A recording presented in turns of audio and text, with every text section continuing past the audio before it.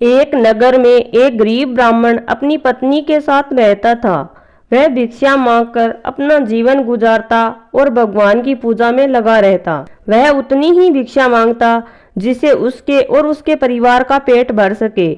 उस नगर के राजा बहुत धनवान और ब्राह्मणों का आदर करने वाला था। राजा किसी भी ब्राह्मण को अपने महल से खाली हाथ नहीं जाने देता था। दूर दूर से ब्राह्मण राजा के पास आते और मुँह मांगा दान लेकर आशीर्वाद देते हुए चले जाते। एक दिन ब्राह्मण की पत्नी ने ब्राह्मण से कहा कि दूर दूर से ब्राह्मण राजा से मनचाहा दान लेकर जाते हैं और तुम यहाँ के यहाँ एक दिन भी राजा के पास नहीं गए। जन्म पर कंगाली कहाँ तक झेलूं। आज तुम जाओ और राजा से कुछ मांग कर लाओ। ब्राह्मण ने अपनी पत्नी को समझाते हुए कहा, तू तो बावरी है, हमें धन की क्या जरूरत है, हमें इतना तो मिल ही जाता है जिससे हम अपना पेट भर सकें, और राजा का धन अच्छा नहीं होता, वो हमें नहीं लेना चाहिए। ब्राह्मण की पत्नी जिद पर अड़ गई और बोली, मैं तुम्हारी एक भी बात सुनने वाली नहीं हूँ। अब तक हम कंगाली में जीते रहे, तुम तो रोज माला लेकर बैठ जाते हो।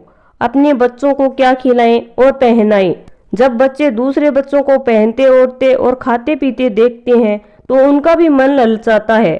आज तुम राजा के पास जाओ, राजा बहुत भला व्यक्ति है, वो हमें जरूर मुँह मांगा दान देगा। मजबूर होकर ब्राह्मण राजा के महल की ओर चल दिया, पर राजा उस समय महल में नहीं था। ब्राह्मण को वापस लौटना पड़ा। दूसरे दिन ब्राह्मण की पत्नी ने ब्राह्मण को फिर से महल भेजा, परंतु राजा फिर से महल में नहीं मिला। तीसरे दिन राजा महल में मिल गया और उसने ब्राह्मण का स्वागत किया और उसे आसन पर बिठाया और 2 दिन ना मिल पाने के लिए क्षमा मांगी। राजा ने कहा, मैं आपकी क्या सेवा कर सकता हूँ। ब्राह्मण ने कहा, जो मैं मांगूंगा वो आप दे सकेंगे। राजा ने कहा, हाँ हाँ कहिए, मैं आपकी क्या सेवा कर सकता हूँ। ब्राह्मण ने निवेदन किया, महाराज मैं कुछ और नहीं चाहता, बस आप मुझे अपने पसीने की कमाई से 4 पैसे दान में दे दीजिए। ब्राह्मण की बात सुनकर राजा चौंक गया और सोचने लगा, खजाने में बहुत सारा धन पड़ा है, पर मेरी मेहनत किए कौड़ी भी नहीं है।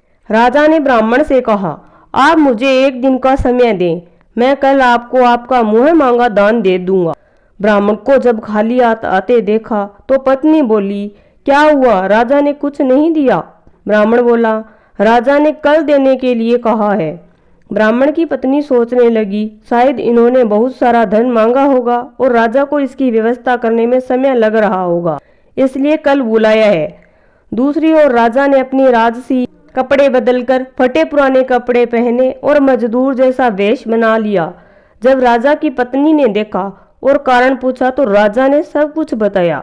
रानी बोली, मैं भी आपके साथ चलूंगी। राजा ने हाँ कहने पर रानी भी पुरानी साड़ी पहनकर आ गई। इस प्रकार राजा रानी मजदूरी की तलाश में शहर निकले। लोहारों के मोहल्ले में जाकर राजा ने आवाज लगाई, किसी को मजदूर चाहिए, मजदूर। आखिर एक लोहार ने उन्हें बुला लिया जो पहिए पर हाल चढ़ाने की तैयारी कर रहा था। उसने राजा से कहा, देखो तुम्हें पहले खलात ठोकनी नहीं पड़ेगी और जब आग आ जाए उसके बाद धन पीटना होगा। फिर रानी की ओर देखकर कहा, तुम्हें कुएं से पानी लेकर होदी भरनी पड़ेगी और कोयले वाले घर से कोयला लेकर भट्टी में डालना होगा। तुम दोनों को दिन भर में 2-2 आने मिलेंगे। अगर काम पसंद हो तो बोलो, नहीं तो अपना रास्ता पकड़ो। राजा रानी लोहार के बताए काम को करने लगे। राजा खलात ठोकने लगा, पर उससे काम ठीक से नहीं हो पा रहा था। लोहार नाराज होकर राजा को ठीक से काम करने के लिए कहता। राजा जैसे तैसे अपना काम करने लगा। रानी भी कुएं से पानी भरकर लाने लगी। रानी के हाथों में फफोले पड़ गए। किसी तरह बड़ी कठिनाइयों से उसने पानी का हौद भरा। उसके बाद रानी कोयला लाकर भट्टी में डालने लगी। कोयला भरने से रानी के गोरे हाथ और कपड़े काले हो गए। भट्टी में आग आने पर लाहौर ने पोत भट्टी में से निकाल कर पहिए पर जमा और एक घन अपने हाथ में लेकर और एक राजा के हाथ में देकर कहा, देखो बारी बारी से घन पर पटकना, हाथ इधर उधर ना होने पाए। राजा जोर जोर से घन पकड़ने लगा, लेकिन उसका निशाना ठीक नहीं बैठता। कभी घन हाल पर गिरता तो कभी पहिए पर। मजदूरों का यह हाल देखकर लोहारिन बड़बड़ाती, हुई आई और लोहार से कहने लगी, तुमने कहाँ से यह नौसंखिए मजदूर काम पर लगाए हैं? इनसे काम नहीं होगा, यह मजदूर तुम्हारा सब काम बिगाड़ देंगे। राजा रानी उन दोनों की फटकार सुनते सुनते अपना काम मन लगाकर करते रहे। घन पटकते पटकते राजा का शरीर पसीने से तर हो गया और जोर जोर से सांस चलने लगी। रानी भी पानी भरते भरते और कोयला झोंकते झोंकते थक कर चूर हो गई। दोनों ने पूरे दिन बहुत मेहनत की। लोहार ने राजा और रानी को 2-2 पैसे दिए, जिसे वह बड़ी खुशी से अपने महल लेकर चले गए। आज उन्हें पता चला कि मेहनत की कमाई कैसी होती है। राजा ने 4 पैसे अलग रख दिए और अगले दिन ब्राह्मण को बुलाकर उसे दे दिए। ब्राह्मण राजा को आशीर्वाद देकर घर लौटा और ब्राह्मणी से कहा, लो मैं राजा के यहाँ से दक्षिणा ले आया हूँ। ब्राह्मणी खुश होकर दौड़ती हुई आई, पर जब उसने 4 पैसे देखे तो वो ठिठक कर रह गई और उन्हें दूर फेंक दिया। वो जल भून कर ब्राह्मण से बोली, तुम जैसे दरिद्र से राजा के यहाँ जाकर भी कुछ ना मांगा गया, शर्म नहीं आती? कहकर रूठ कर चली गई और बहुत देर तक बड़बड़ा करती रही।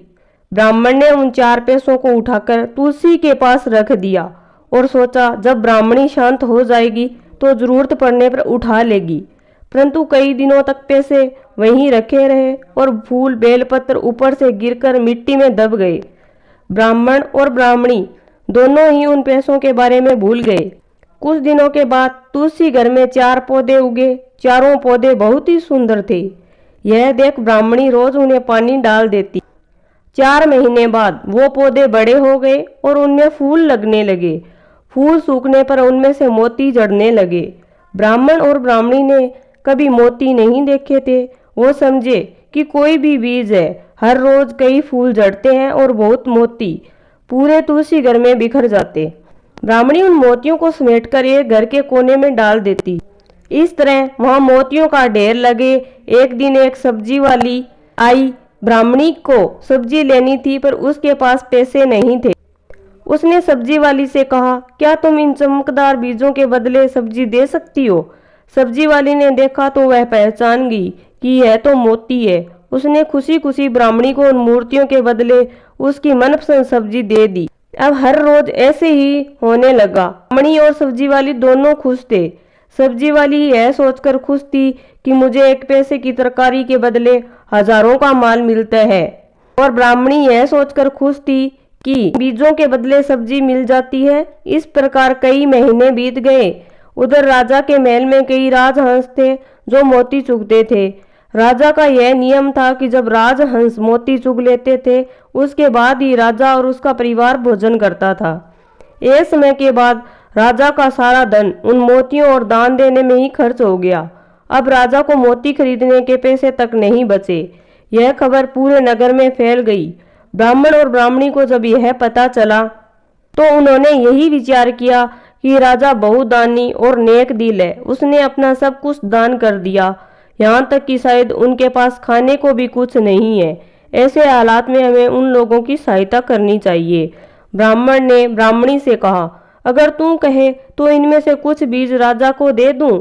तू कहती है इससे सब्जी और खाने की चीज मिल जाती है। ब्राह्मणी ने कहा, हाँ, मैं रोज इसके बदले सौदा लिया करती हूँ। ऐसा 1 टोकरी बीज भर लाई। ब्राह्मण राजा के पास पहुंचा और उसे वो मोती दिए और राजा को सारी बात बताई। राजा उन मोतियों को देखकर चौंक गया। उसने मोती राजहंस को दिए। राजहंस उन्हें चुगने लगे। यह देख राजा ने ब्राह्मण से कहा, एक एक मोती सैकड़ों रुपयों का है। सच बताइए, आपके पास इतने मोती कहाँ से आए? ब्राह्मण बोला, महाराज, ऐसे बीज तो हमारे घर में बहुत है। और राजा को पूरी बात बताई। राजा अपने मंत्रियों के साथ ब्राह्मण के घर पहुंचा। चारों पेड़ों को देखा। पूछताछ में उन सिक्कों वाली बात सामने आई।